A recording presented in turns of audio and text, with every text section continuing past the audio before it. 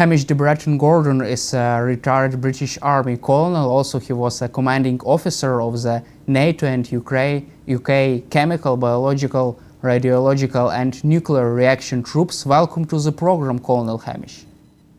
Thank you very much for having me.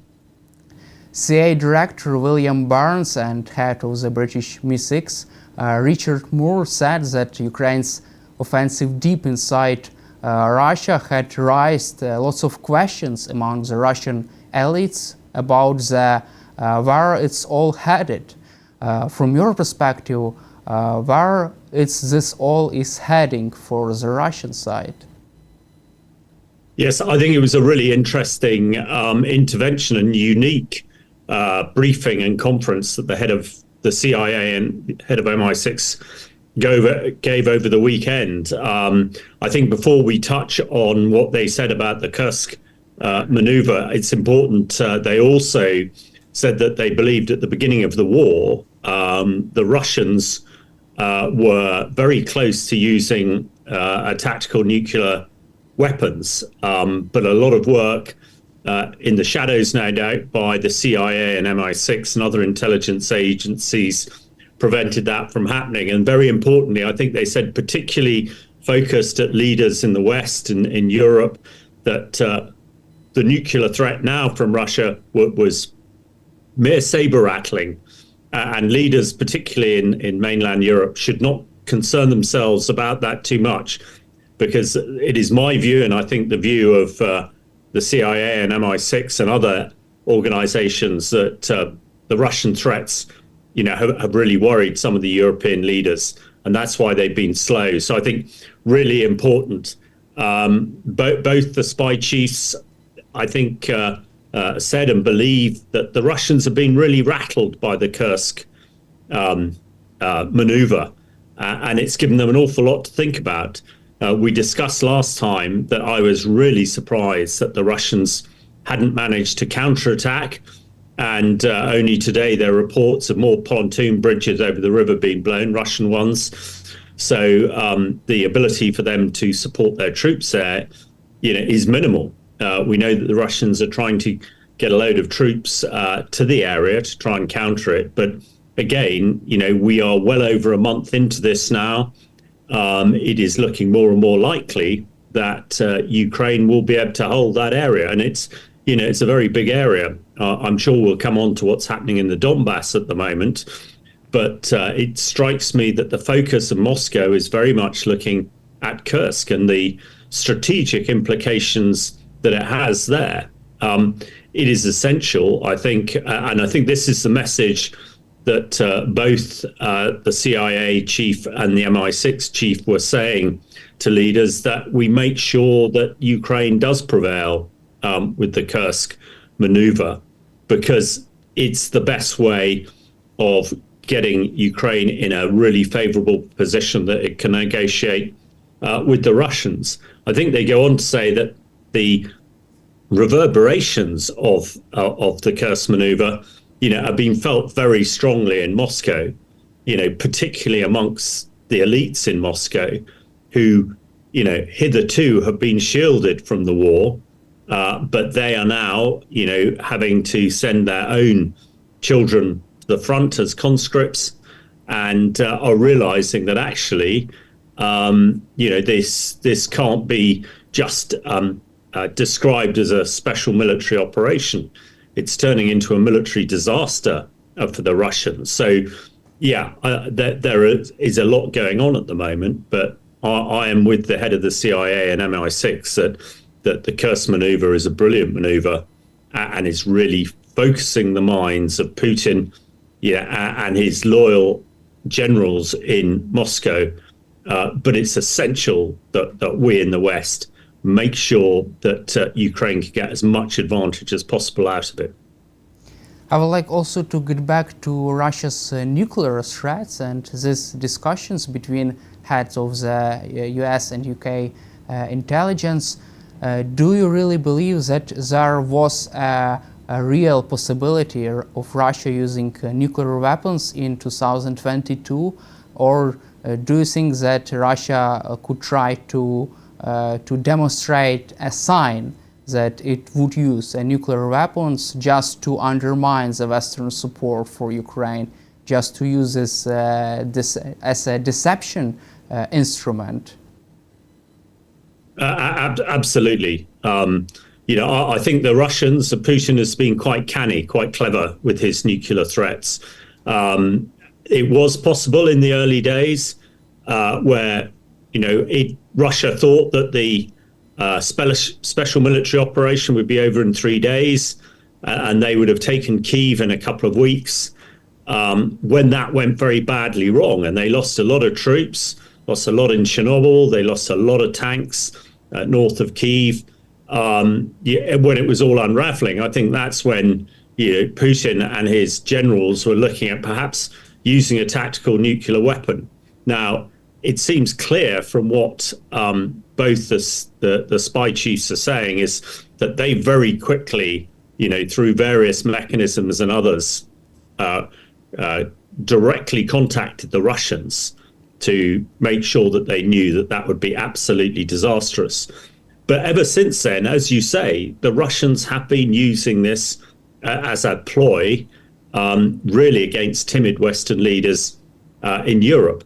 But I think now, we're well into the third year of this war, and the fact that people like the Foreign Minister Sergei Lavrov, and their spokesman Peskov are almost threatening nuclear attack every day.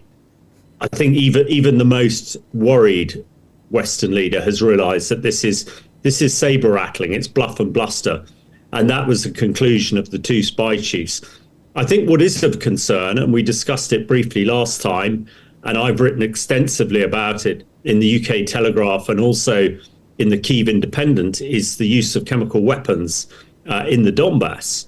Now, at the moment, these chemical weapons are just riot control agents, chloropicrin, which is at the very lower end of the scale. There is, I think, concern. I know that MI6 and CIA didn't mention it, but I think there is concern that the Russians might try and escalate to much more deadly chemical weapons. I'm talking to you today from Salisbury, where the Russians attacked the city with the deadly nerve agent Novichok. Now, that would be an escalation almost to the nuclear scale if they did that. And again, I'm sure that both the security services in the US and the UK are making it very clear to the Russians that that wouldn't be acceptable. But the use of these basic chemical weapons in the Donbass and the areas that have been pressed at the moment is actually helping the Russians and giving them an advantage. And I hope that Western supporters of Ukraine think how they can counter that. And certainly I've asked the British government to give Ukraine military gas masks that would make sure that this use of chemical weapons does not get the advantage that it has done. But it is a concern because nuclear and chemical weapons has a huge psychological impact, much more than its physical. And because Putin has no morals or scruples, he's happy to threaten Ukraine and the West with these weapons on a daily basis. The key thing is that our political leaders realize that these threats are hollow, but also make sure that the Ukraine military have all they need to counter it. Yeah, and in this case, good respirators, gas masks would help, and I hope the British government will give the Ukraine military that as soon as possible. Also, former commander of the US Army Europe, General Ben Hodges, said that Russian dictator Vladimir Putin would be removed from his office by Russian oligarchs unless he stops the war in Ukraine. And do you also think so? I think Putin is rattled. I think he's under a lot of pressure. The oligarchs who sort of keep him in power, these unbelievably wealthy people, I think, they and their families are getting tired of being stuck in Russia. Most of them have villas in the Mediterranean and super yachts and jets. They're used to living the high life, skiing in Zermatt and Samoritz in Europe and living, the life. And a lot of them have been very used to living in London and, going to the smartest hotels and restaurants. They haven't been able to do that for nearly 3 years. And I agree with General Hodges, and I agree with MI6 and the CIA that is really beginning to rattle these oligarchs. And I'm not sure how much longer they're going to put up with it. And Putin, I'm sure, is well aware the way that we all tip it over and make sure that they do get rid of him is keeping the pressure up. And I'm sure we're about to speak about it, but with Blinken, Secretary of State from the US, due in London today and tomorrow, hopefully the US and the UK and its European and NATO partners will be working out exactly what to do to make sure that that's the end of Putin. And I know that there are a lot of people who are saying, well, whoever follows Putin will be worse. Well, that might be the case, but Putin has destroyed the Russian army. He's destroyed the Russian economy. So even if somebody worse than Putin takes over, they're not going to threaten the West for a generation because they will have to rebuild that. And that's why it's so important that the US, the UK and its allies, at this moment, this key moment, push home the advantage for Ukraine, so that we can see a new leader in Russia and the end to this war. Head of the British MI6, Richard Moore, also said that the Kursk offensive aimed to change the game of this war. Do you feel that this offensive has already changed the game in this war? Well, I agree with the head of MI6. I think it's finely balanced, and I think we have got to realize that Ukraine military have made the bold move. They have made this possible, but it's not a foregone conclusion. Ukraine needs additional assets. It needs the continued support of the US. It needs for Britain in particular to allow Ukraine to fire long-range Storm Shadow missiles into Russia, to interdict all those aircraft and missiles that are firing into Ukraine cities, hospitals and schools. Now, if Ukraine gets all that, I think it will be the turning point. Kursk was the turning point in the Second World War and the beginning of the end of Hitler. We all hope that Kursk in 2024 will be the beginning of the end, of the current tyrant, Putin, who's threatening not only Ukraine, but also the whole of Europe. Also, General Syrsky, Commander-in-Chief of the Ukrainian army, says that the Kursk operation has halted Russian offensive in the Pokrovsk direction. Over the last 6 days, the enemy hasn't advanced a single meter in the Pokrovsk direction. In other words, our strategy is working, General Syrsky said. Do you feel that the Russian plans to capture the city of Pokrovsk are falling apart? Well, I very much hope so. The general is pretty shrewd. And if he thinks that's the case, then I would back that up. And the fact that things have ground to a halt is I think evident to that, because actually when you look at the Russian maneuvers there, the challenge that they've got is that most of their soldiers are just conscripts. They have virtually no training, and the casualty rates around the Russians are unbelievably high, and you just can't. With untrained troops, you just can't throw them into the front. Ultimately, they will all be killed and it will grind to a halt. What Ukraine showed in Kursk is actually, if you can maneuver with tanks and aircraft and drones, then you can make rapid progress. And if you can catch the enemy by surprise, you can make rapid progress. Nothing like that is happening in the Donbass. The Russians, just like in the First World War trench warfare, they're just plodding forward. And, I think in military terms, we would say they've reached their culminating point. In other words, they can't go any further because they're running out of men, they're running out of ammunition. And of course, those soldiers, those Russian soldiers, most of them don't want to fight anyway. The only reason they keep going forward is that they've got Chechen soldiers behind them who shoot them if they turn around. So, yeah, I hope the general is right that this is grinding to a halt. There were, voices suggesting that perhaps the Kursk maneuver was a mistake. I and thankfully people like General Hodges and the two spy chiefs think otherwise, and I think we're probably right. So, yeah, things are looking positive, and this is the time when we have to absolutely drive home the advantage for Ukraine, so that ultimately, I think everybody in the world, everybody right-minded in the world, wants peace as soon as possible, but peace on Ukraine's terms, not on Russian terms. But that, with Ukraine being a strong position now, is looking more favourable. So let's hope that Ukraine can keep pushing home the advantage in the Donbass and also in Kursk. General Syrsky also says that his troops had taken away Russia's ability to maneuver and to deploy reinforcements from the other directions. Also, the amount of artillery shelling as well as the intensity of the Russian offensive have decreased, according to the General Syrsky. How could these achievements influence Russia's war effort in the short and long-term perspective? Well, I think in the short-term perspective, absolutely what Ukraine has managed to do is to cut the lines of communications behind their troops. In other words, the roads and the railway lines supporting with ammunition and vehicles, they have been cut, which is absolutely what should be done, and Ukraine has done a great job there. So in the short term, that's why the Russian offensive in the Donbass is running out of steam, because it's running out of everything. And these young, inexperienced Russian conscripts can only fight for so long.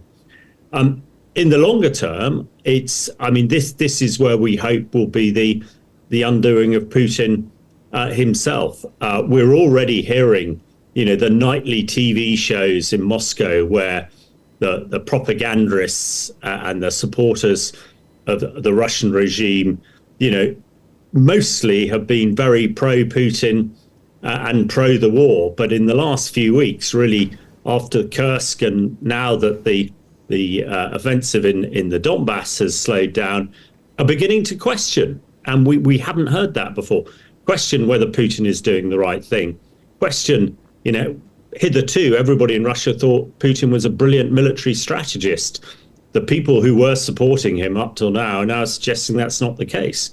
And and are suggesting that perhaps things need to change. So I think in the longer term, this stalemate is going to have a profound effect. I think also the deep battle, and the deep battle, I mean, the long range drones that Ukraine has been firing at the power infrastructure in Russia is having a profound effect as well. Petrol is being rationed in Russia.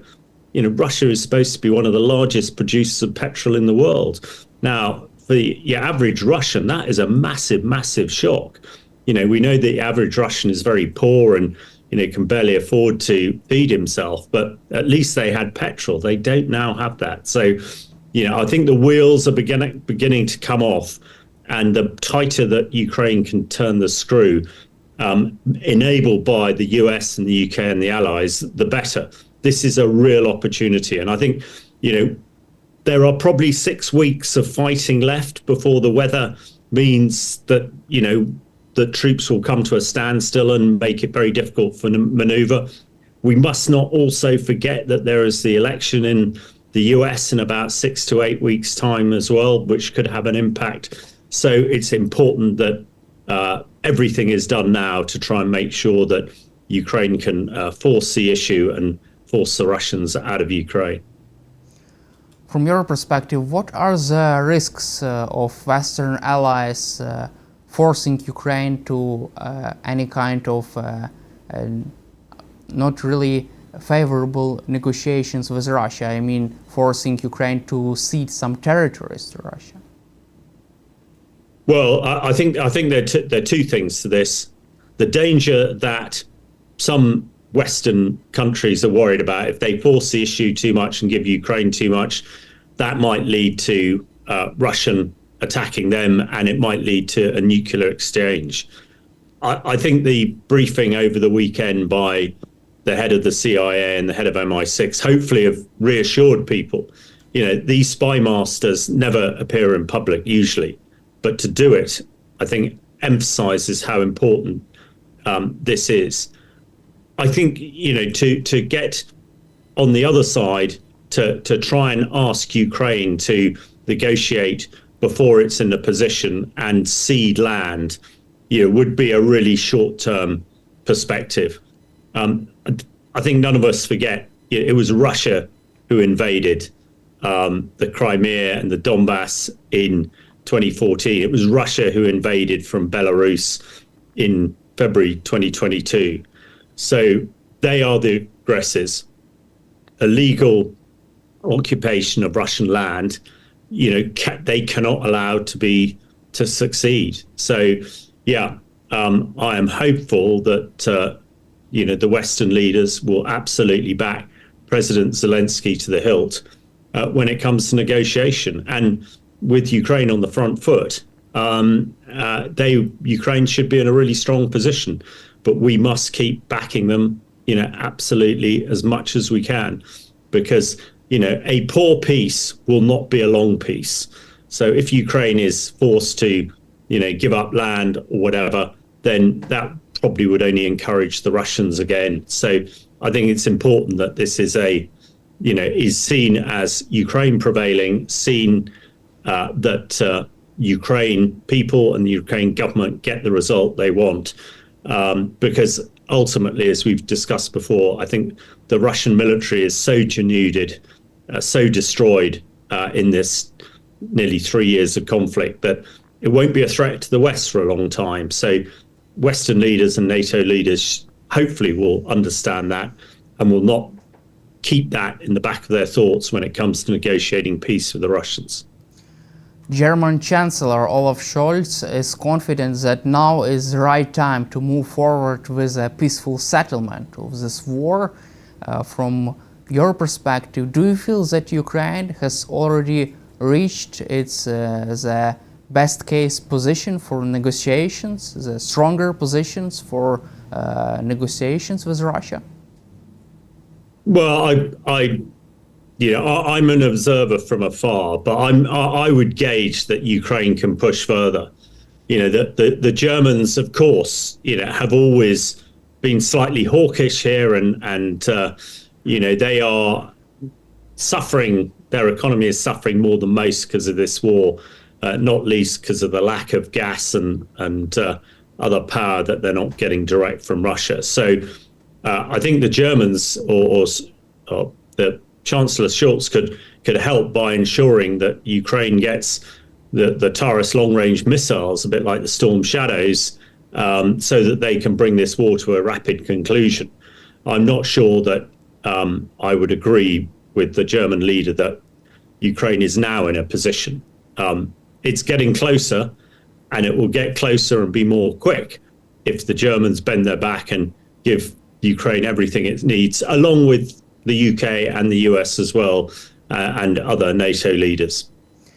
Don't you think that Western leaders are hesitating to provide Ukraine with this permission to strike deep into the Russian territory with US-made and Western-made weapons just because they want to leave more space for negotiations with Russia for the peaceful settlement of this war?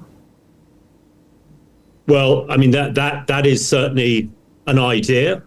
And when it comes to negotiations, you always, want to have things to have an advantage. But I think that allowing Ukraine now to use those weapons into Russia would provide greater advantage than the threat. We shall see. It's of course an option, and I think with all these sort of things, with any military action and strategic political decision making, you need to be agile, you need to have plans, you need to be able to change your plans. But I would have thought at the moment the best use of those missiles that the US, the UK and Germany has given Ukraine is to allow them to use them to their fullest extent, because I think that would bring the Russians to the negotiation table far quicker than the threat of their use. Also, Western media outlets reported that the Downing Street could be ready to move forward with this permission to strike deep into the Russian territory. However, there were some objections from the United States to make these decisions in a consultative way, to make a unified decision. What are the chances for the UK government to doing it on its own, moving forward with this permission to strike deep into the Russian territory? For example, in case of the dramatic U-turn of the foreign policy of the United States after the US general election? I think there are two things here. First of all, the view from Washington, 3,000 miles over the Atlantic Ocean, is slightly different from the view of London, which is, geographically and psychologically a lot closer to Ukraine, and a lot closer to conflict with the Russians. It's, although we're hearing that London, government in London would like to give the authority to Ukraine to use these weapons, it is slightly tempered by that. I think also the briefing that we had from the CIA and the MI6 chiefs this weekend was to reinforce what we call the special relationship between the UK and the US. But again, there are slightly different aspirations. And as you say, there is a November election coming up, which could change things. I think the UK, it would appear, could probably give permission on its own to Kyiv to use these long-range missiles. And I think we're all hoping that the reason for Secretary of State Blinken's visit to London today and tomorrow is perhaps to discuss this and perhaps to find out where the common ground is and hopefully allow Ukraine to strike those key targets in Russia, which at the moment it doesn't have the permission to do so. Do you feel that the United Kingdom and UK government is ready to lead the support for Ukraine in case if, for example, Donald Trump wins elections and refuses to support Ukraine? Well, I think Britain has always been very forward-leaning in support to Ukraine, and the various prime ministers, particularly Boris Johnson, really got onto this very early on. But, here in Europe and in the UK, we're much closer to this than the Americans are. So I would hope that we will do that. We have a new government in the UK that is fairly inexperienced in these matters. But I think here we realise that if Russia is not held in Ukraine, then we'll all be fighting the Russians in Europe. And that's the last thing anybody wants at all, because it is likely if that happened, that would turn into a much wider war, potentially World War III. So, I hope that our political leaders in London absolutely understand this and realise that to enable this not to happen, we must enable Ukraine to prevail. And that means giving them everything that we've got, because quite frankly, if there's no good having British tanks and missiles sat in sheds in the UK, if they could be used in Ukraine to defeat the Russians, because ultimately we will have to fight as well. And, it would be much better to get the Russians defeated and back to Russia as soon as possible, rather than extend this war over the next few years or so across Europe. And my last question for you, how can you outline the key decisions regarding support for Ukraine, which could be made by the UK government in the next weeks and months? For your perspective, what should be done by the new government? Well, ultimately, they must underwrite everything that's been given before, and also must plan to give more in future. We've talked a lot about the Storm Shadow missiles and permissions to strike into Russia. That is the most important decision they must make, and let's hope that happens this week so it can go ahead. My background, I'd like to see the UK give the Ukraine government, the Ukraine army, the gas mask it needs to prevent the current gas attacks in the Donbass, and also to prevent Russia escalating to even more dangerous chemical weapons. But ultimately, Sir Keir Starmer, our new Prime Minister, needs to get right behind the Kiev government and make sure that they have everything they need to prevail. It's going to be a difficult winter. If not, there are lots of other things sort of focusing the Prime Minister's mind at the moment, which he might find more pressing because of their political stance than, helping Ukraine conduct a war against Russia. But ultimately, if Britain gets its support to Ukraine wrong, everything else that is worrying us at the moment will be horrifically irrelevant because we'll all be at war. So, I hope the new Prime Minister, and I think he understands the situation, will absolutely continue and develop Britain's support to Ukraine so that Ukraine can prevail as soon as possible. And what would you like to see from the new UK government in the matter of the UK defense, in the matter of its own defense questions and budgets? What is your take on the what kind of the next steps should be made by the new Prime Minister regarding the defense of the United Kingdom? Well, that's absolutely key and a really good question.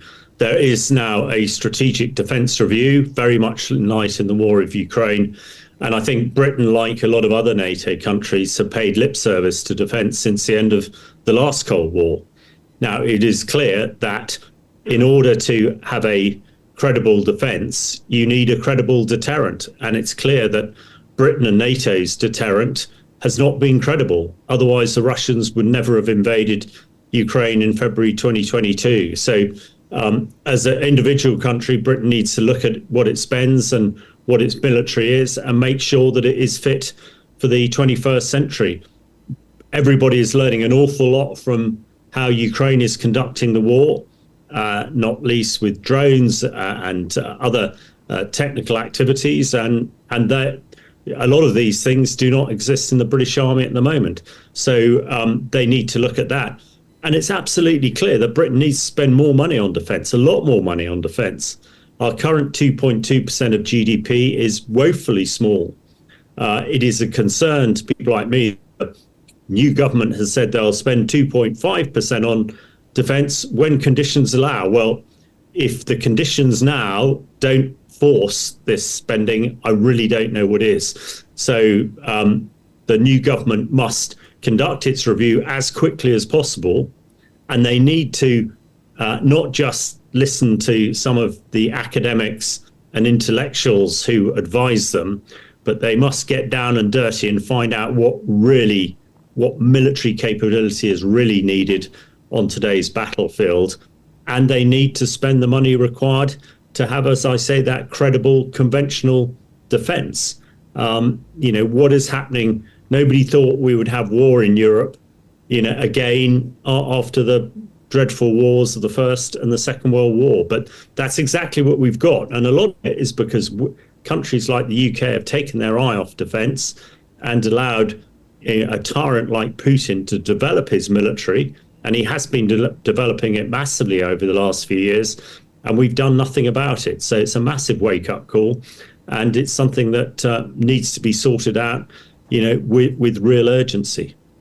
Thank you, Colonel Hamish, for your time and for your support for Ukraine, and glory to Ukraine. Thank you for having me, and glory to Ukraine as well. Героям слава. Thank you very much. Greetings to all. Our today's guest, Ed Steer. He was attorney in the U.S. for the first 17 years of his career. He was a prosecutor specializing in organized crime and corruption. For the past 40 years, he has investigated criminal behavior, much which was done on behalf of the U.S. Department of Justice. Mr. Steer, glad to see you, and thank you for joining us. Good to be here. Mr. Stier, as a result of 60 years' experience dealing with criminals, especially members of organized crime, you have become an expert on the mind of the psychopath, and you have had to understand how they think and what motivates their behavior. So today, we will talk about terrorist Putin. Dr. Vlad Bilavsky said, "When I look at Vladimir Putin as a psychologist, I see a clear demonstration of what we call the dark triad. It is a combination of three personality traits: narcissism, psychopathy, and Machiavellianism." Let's start with psychopathy. Do you agree that Putin is mentally ill, but he has been mentally ill as a psychopath since childhood? Well, you have to understand that psychiatrists don't recognize psychopathy as a mental illness. And the reason is because they can't do anything about it. There's no medication. There's no psychoanalysis. There is nothing that they can do to cure a psychopath or even to mitigate a psychopath's behavior. And so that's why there are so many psychopaths that go untreated. That's why psychopaths are so dangerous, because our science has never been able to find a way to control their behavior. The only way to control their behavior is for people to understand them and to deal with them through the criminal justice system or in some other way. Mr. Steve, we're talking about Machiavellianism. We see manipulative behavior, including lying and deception in pursuit of goals. We can see this in Putin when he lies openly about everything. He not only deceives, but also changes the goals of his specially military operation. But we understand that this war, when it doesn't go according to plan. What do you think about Machiavellian approach to politics with regard to his realism? How it affects on Russians? How it affects Russians? How do you think? Well, all psychopaths are manipulative. What you referred to as Machiavellian behavior.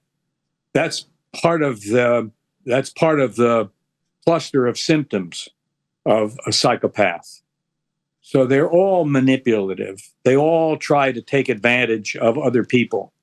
And let me explain to you what causes a person to be a psychopath, because then things will become clearer. A psychopath has no emotions. You and I feel love, empathy, fear. They feel none of that. And so a psychopath, as a child, has a feeling of emptiness. They have no feelings of affection. They can't relate to other people. They feel empty inside. And so they learn at a very early age to fill it with a couple of forms of behavior that tend to give them some kind of satisfaction. We really don't understand how that satisfaction works inside, but they're all drawn to the same thing. And that satisfaction comes from manipulating and hurting other people. Starts out in young children, in many cases, as hurting small animals. They tend not to have friendships. They tend to be loners because they can't relate to other people, because most of our relationships are based on emotion and they don't feel any emotion. And so they start out trying to manipulate and control others, typically through inflicting pain, but sometimes through manipulation of the emotions of normal people. They're very good at it because they don't feel any emotions. And so they can sense our feelings and they can exploit us. And this is true whether it's in an individual relationship or as a political leader. The fact that they feel no fear means that they have no conscience. What keeps you and I from lying is something we learn at a very early age based on our emotions. We're taught that if we lie, it's wrong, and we feel fear. They feel none of that. So they can't make a distinction between the truth or a lie. And they tell lies just as easily as they state the truth. If you put a psychopath on a lie detector, they show no reactions. Lie detector doesn't work with psychopaths because there's no response to the fact that they're lying. So when you think about a psychopath in that way, and you look at Putin's behavior, it becomes clear that he has the capacity to manipulate other people because he has no emotions himself, and he can sense and exploit the emotional weaknesses of other people.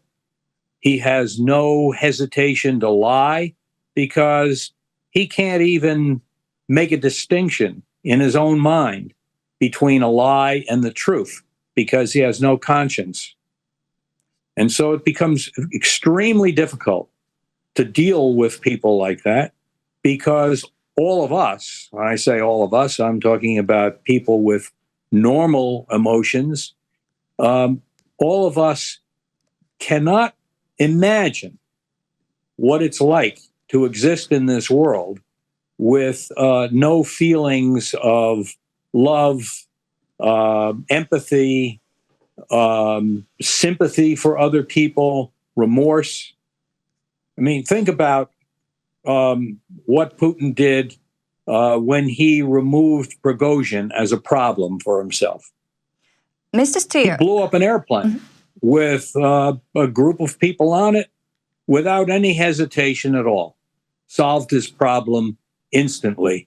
But he must have manipulated Prigozhin into believing that he would be safe on that airplane.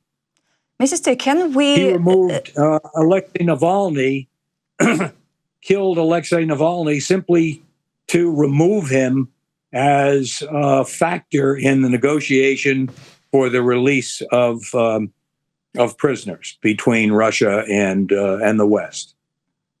Didn't want to negotiate over Navalny because he was too much of a threat and simply took him off the table by killing him. Mr. Steer, can we say that psychopaths believe what they're doing is moral and good in their own personal world? With them, you can't use morality as an argument. They have no sense of morality. It's what satisfies them personally, what fills this emptiness inside them. I mean, I've dealt with professional murderers who, in describing murders that they committed many years before, enjoyed the experience all over again by describing it. They relived the experience of committing the murder. It's what fills them with a sense of something like emotions. We don't completely understand it, but it is what gives them a sense of some kind of stimulation. There's one other thing I should mention about psychopaths, and that is they're attracted to risk, because you and I are risk averse because we fear the consequences. A psychopath has no fear of those consequences because they don't experience fear. And so they'll go further than a normal person will in creating circumstances where they or people that they represent are at risk without hesitation, because the risk doesn't mean anything to them. But as I think, Mr. Steer, that psychopaths are very good at reading other people's emotions and intentions, even though they don't feel anything themselves, right? Yes, that's very, very true. They sense our weaknesses. They probe. If you're dealing with a psychopath, people encounter psychopaths on two levels. One is in personal relationships, and it can be somebody that you work with. It can be somebody that you work for. It can be a lover. We encounter psychopaths in our lives on a fairly regular basis. They're always reading us. They're testing us. They're probing to find our weaknesses. And if you betray a weakness because it's part of your makeup, they exploit it. If you have any fears, they exploit those fears. If we're talking about Putin, next it can be narcissism. Can we conclude that in Putin we have seen this kind of behavior when he tried to compensate for his weaknesses with hyper masculine actions, as we see on, for example, on this photo? Well, yeah. For example, I'm sorry. He has been photographed and filmed riding horses, bare-chested, or flying a microlight, or diving, for example, and so on and so on. Well, I think that this is all part of his way of trying to display masculine qualities that he thinks will make him more acceptable to the Russian people, more acceptable as a leader of the Russian people. But I think that the real measure of Putin's psychopathy is the way he envisions himself as a new czar. All psychopaths have not just narcissistic characteristics, but a sense of grandiosity, a sense that there's nothing that they can't do. They want to get bigger, more important, more powerful than anybody who's come before them. That's part of what drives a psychopath.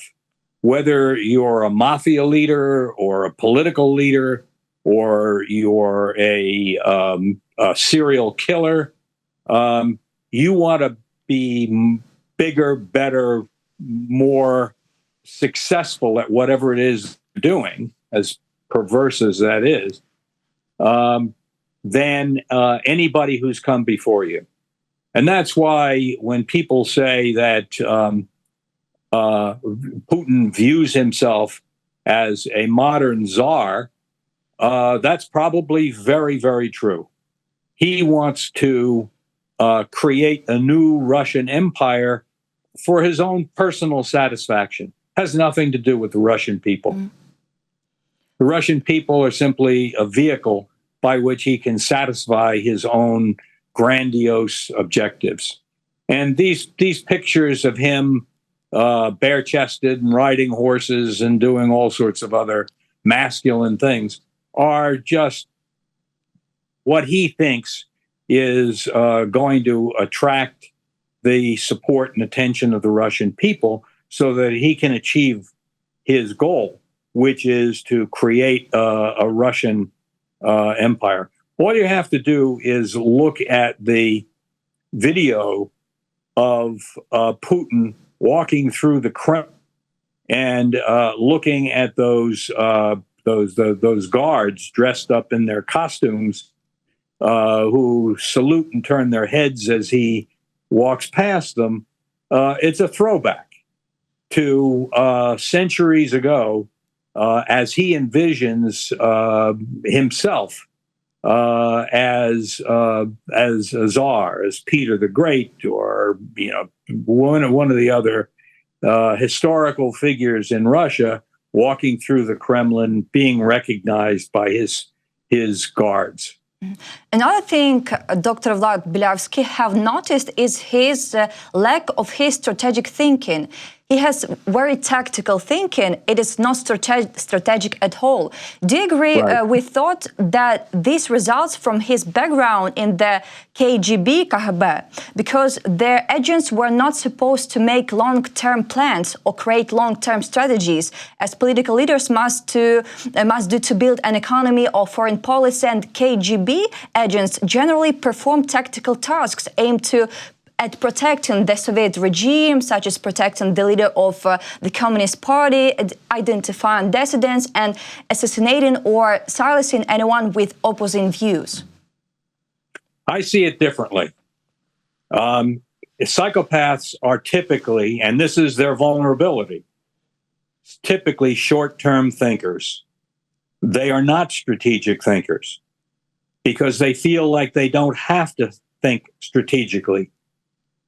They think about the next tactical move. They believe that they can outsmart everybody without thinking long-term about how to do it. So I think that people like Vladimir Putin and other psychopaths are recruited by an organization like the KGB, not taught to be short-term thinkers, but because they have the qualities that the KGB is looking for, that includes short-term thinking. They're fully capable of committing brutal crimes. They're fully capable of manipulating people.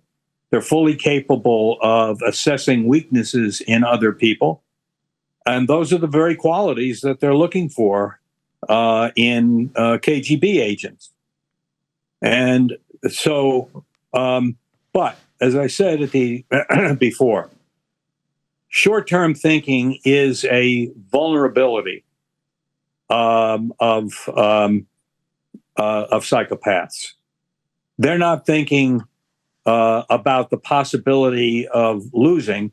I mean, take, for example, Putin's first attempt to conquer Ukraine. He miscalculated. He miscalculated, didn't recognize the strength of the Ukrainian people, the capacity of the Ukrainian people to resist his efforts to take over Kiev. And that is an example of his vulnerability. Think about his relationship with Prigozhin, how much he failed to take into account the rise of Prigozhin as a threat to him. And ultimately, he had to kill him along with other senior people from Wagner. So, as I said, long-term, I don't believe Putin has a strategy other than to become the new czar of the Russian Empire. How he gets there is something that he decides on a short-term, almost daily basis. Mr. Tkiie, also, we can talk about the paranoia because it can appear in Putin just in recent years. Remember when he kept his distance from his defense minister and from all political leaders, as we see like the president of France using those long tables. Now he's mostly hiding in his bunker. And Ukraine, we have a joke that Putin is a bunker grandpa who is stewing in his fears while hiding deep underground. Can paranoia be good news? Because at least it shows he's afraid of death. So here's the last chance that he will use nuclear weapons, for example. No? No, I see it, again, I see it a little bit differently. He's not paranoid in the sense that, in a literal sense. Psychopaths, paranoia is generated by fear. As I said before, Psychopaths do not feel fear like you and I feel it. It's not an emotion with them. Putin has done a calculation. The perceptions of psychopaths are not distorted in the same way that somebody who is psychotic, somebody who's schizophrenic or has bipolar disorder, have disordered perceptions of reality.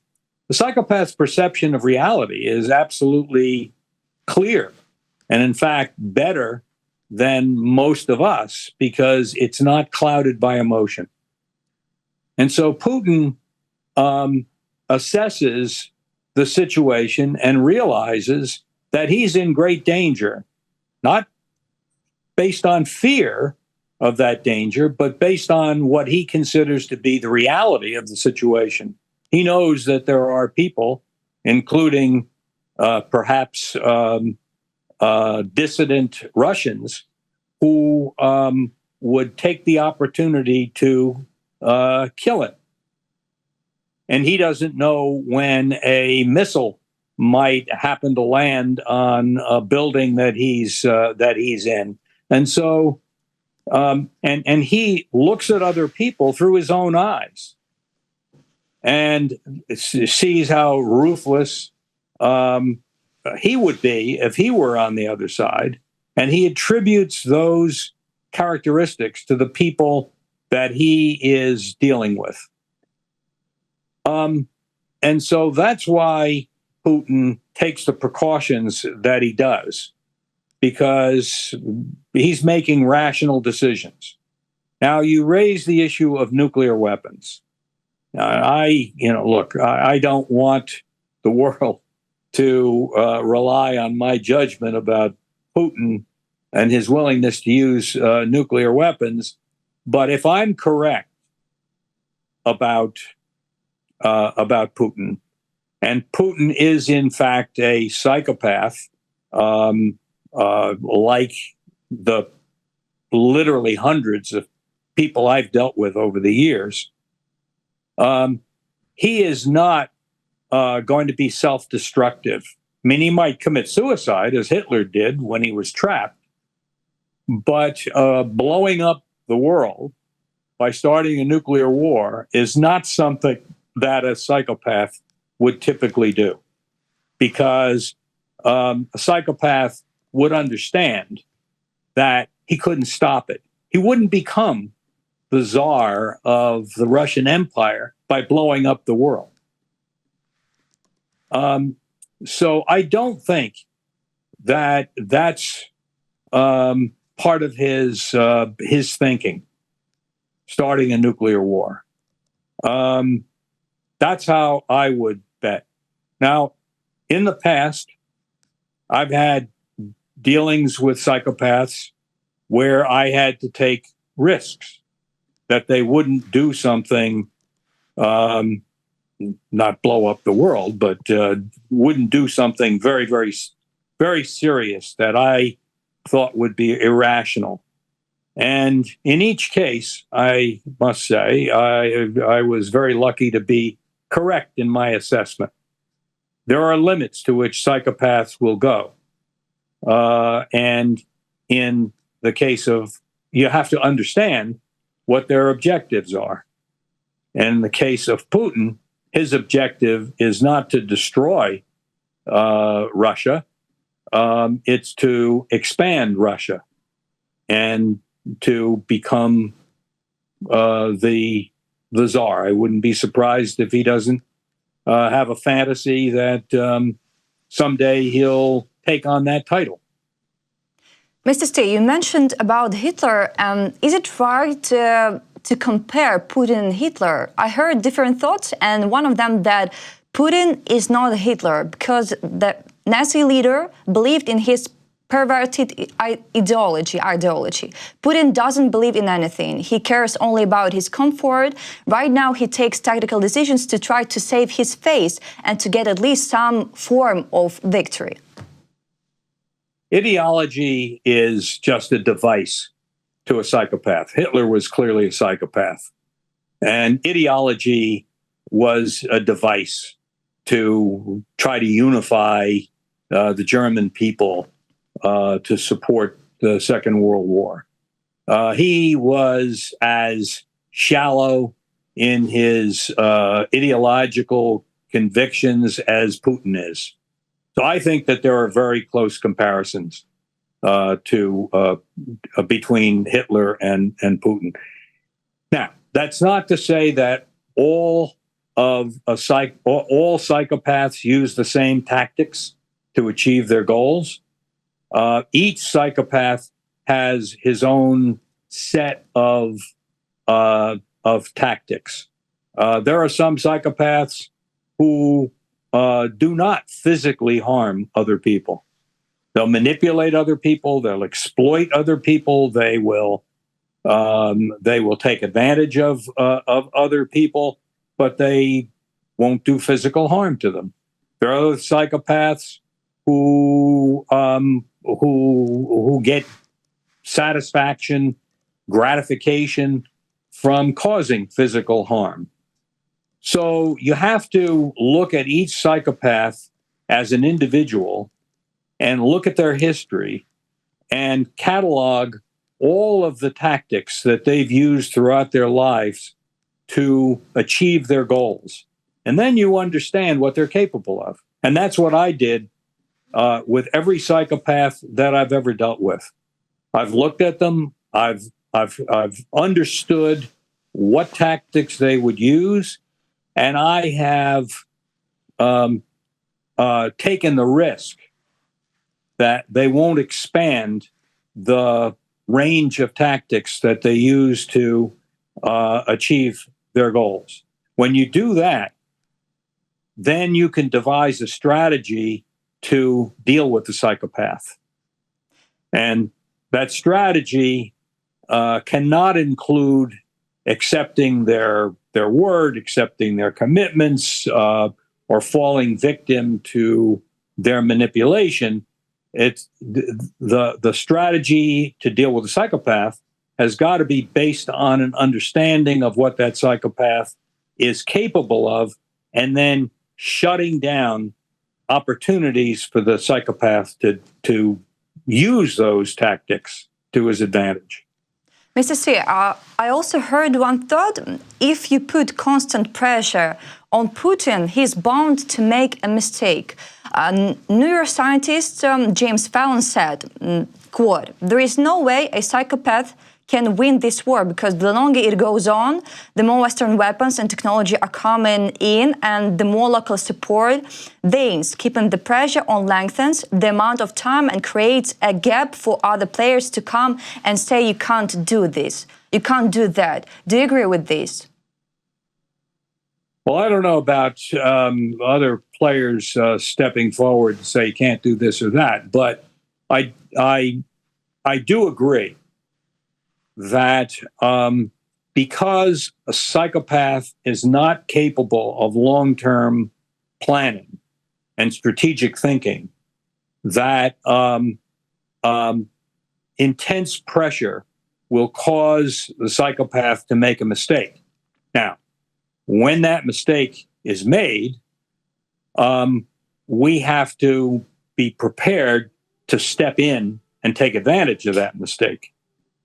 And we have to be alert to those mistakes. Let me give you an example that I think is clearly what I'm talking about. In conducting his war against Ukraine, Putin focused on gaining territory in Ukraine, inch by inch, sacrificing his Russian troops.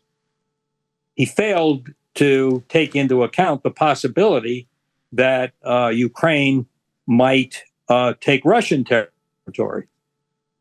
So he left himself vulnerable, and quite I think brilliantly, Ukraine took advantage of that and took Russian territory, something that Putin never contemplated. It was a mistake. He should, I mean, a normal person, a normal leader would have taken that possibility into account in developing his plans for protecting Russia against a potential invasion by Ukraine. But Putin didn't do that. Mistake. And so Ukraine must be alert for other mistakes. He will make them inevitably. It's going to happen because I think whoever made that observation, that continuous long-term pressure is the best strategy to deal with a psychopath. You've got to continue the fight until the opportunity to defeat him becomes apparent, and that opportunity will come. Mr. Steer, we're talking about Putin, about terrorists, and I hear now air alarm, so we have threat of missile strike, and it also conclusion again that Putin is a psychopath and terrorist, and Russia is a terrorist state. Mr. Steer, I thank you for your interesting thoughts. It was something new for me and for our audience. Thanks for supporting Ukraine. And guys, subscribe on our YouTube channel, like this video, and see you. Thank you very much for having me, and I'd be more than happy to return anytime. Thank you. Good luck to the Ukrainian people. Thank you.